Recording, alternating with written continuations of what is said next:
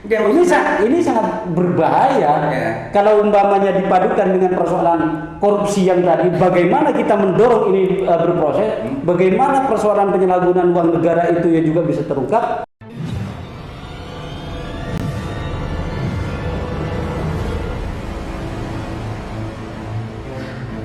Assalamualaikum warahmatullahi wabarakatuh. Pemirsa, hari ini ketambahan senior aktivis penggalan. Nah, kan memang model semacam ini, pemirsa, dekat dedon dan don urusan negara pusat sampai negara desa, pusat sampai ke desa. Aduh, assalamualaikum Pak aktivis. Waalaikumsalam. Ini mengapa apa saya yang ini? Aktivis game ini pemirsa, apa sekian? Tidak emak lagi. Kan balik sebelum daripada isu 340 sangat triliun, 340 sangat triliun itu mau ngajilin apa namanya anggaran untuk IKN Pak Jokowi sama Pak Prabowo tadi mau nyari kesehatan untuk 40 sangat atau sekian triliun selesai dengan 340 sangat triliun. Iya. Mengikuti jadi dan begini. Ya menarik itulah. Jadi 349 triliun itu kan bukan uang sedikit, walaupun itu rangkaiannya mulai dari tahun berapa itu ya? Busana. Cuma saya melihat kan begini, perpajakan itu ternyata kan sebetulnya sama bea cukai ini dari dulu sudah masalah sih. Bobrok gitu. Kita ngelihat bobrok gitu.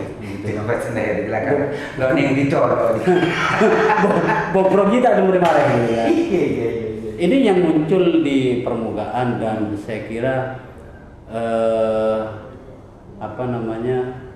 Rafael Alun Trisambodo ini kan sebetulnya hanya salah satu orang dari sekian banyak orang dari beberapa kelompok yang ada di pajak yang menjadi mafia di dalamnya kan seperti itu. Artinya apa? Sudah dulu sudah bobrok pribadi. Artinya ini hanya segelintir persoalan yang masih segelintir persoalan yang mencuat ke permukaan gitu ya. Yang menurut saya sebetulnya ya juga ada banyak uang gitu kan. Dan ada yang mengatakan bahwa memang ada banyak kelompok gitu. Jadi mafia dari apa kelompok gitu. Ada gerbong-gerbongnya gitu loh, gitu loh. Jadi kita bisa membayangkan bagaimana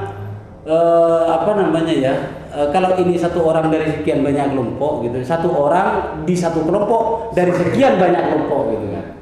Coba bayangkan TV itu ya. Iya. Artinya ada jiwa aktivis Mas Basuki ini hanya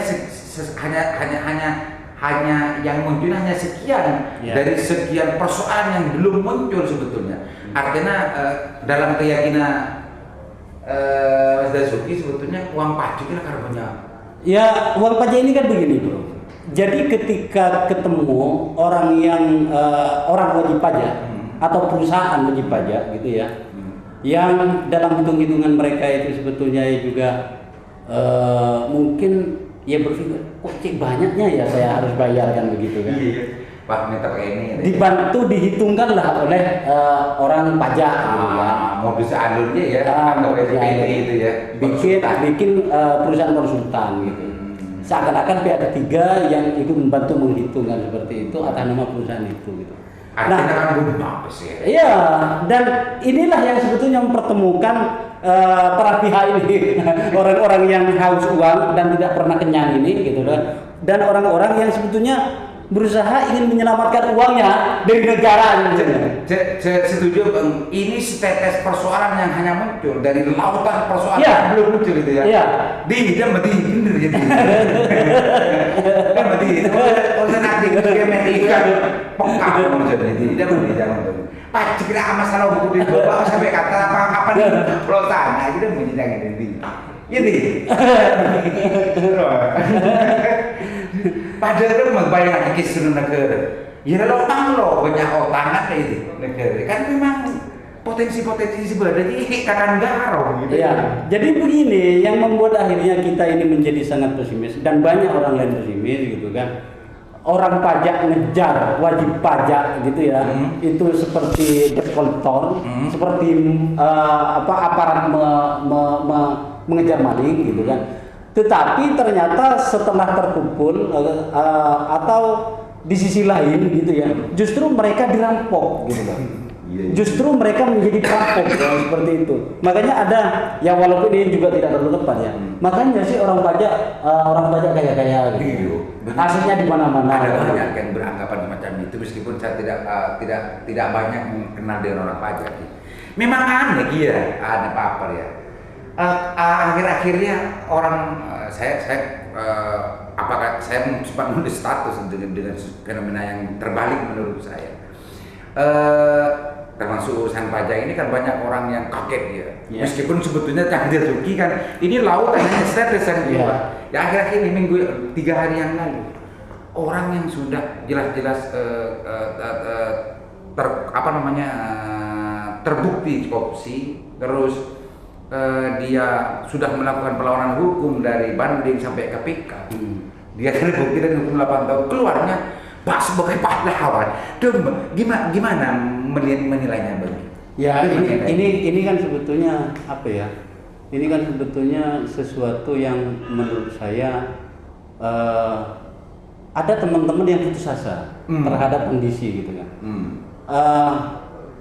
Ada sosok ini mungkin bagi sebagian orang dibutuhkan gitu kan, dan orang itu butuh untuk eksis kembali. Ini kan cari panggung saya kira. Jadi saya kira masih ada banyak orang yang bersih yang seharusnya komitmen tentang pemberantasan korupsi dan segala macam, figur-figur yang baik, orang-orang yang memiliki integritas itu juga masih sangat banyak gitu. Ini sangat berbahaya kalau umpamanya dipadukan dengan persoalan korupsi yang tadi. Bagaimana kita mendorong ini berproses, bagaimana persoalan penyalahgunaan uang negara itu ya juga bisa terungkap dan akhirnya kembali kepada negara. Ini kok ada orang-orang yang secara dimobilisasi gitu ya, mempahlawankan orang-orang yang sudah jelas terbukti secara hukum dari tingkatan pengadilan negeri sampai ke kasasi itu bermasalah, jatuh vonis yang sudah jelas dan itu sudah inkrah gitu. Dan maksud saya gini, saya pribadi ada semacam kekurang warasan berpikir, ada semacam kekurang wajaran berlogika saya sendiri. Bagi orang-orang yang selama ini anti korupsi, bagi orang-orang aktivis yang selama ini memang berjuang dan bergerak untuk bagaimana pemberantasan korupsi ini tidak ada di negeri ini. Tapi ketika ada orang yang jelas-jelas terbukti koruptor, setelah keluar kayak orang datang dari medan perang. Nah, ini perasaan Mas Dirsuki sebagai seorang artis terusik enggak ya?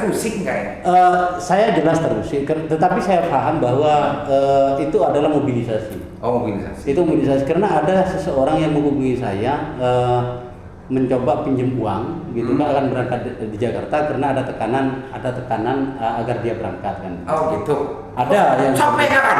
Ada yang Ya. Bahkan ada WA-nya di saya lah. Jadi saya kira ini kepentingan 2024 saja, mendirect partai politik dan beberapa tokoh. Saya kira memang ini menjadi menarik karena memang pertarungan itu. Tapi kan masyarakat sudah tidak bisa dibodohi. Artinya bahwa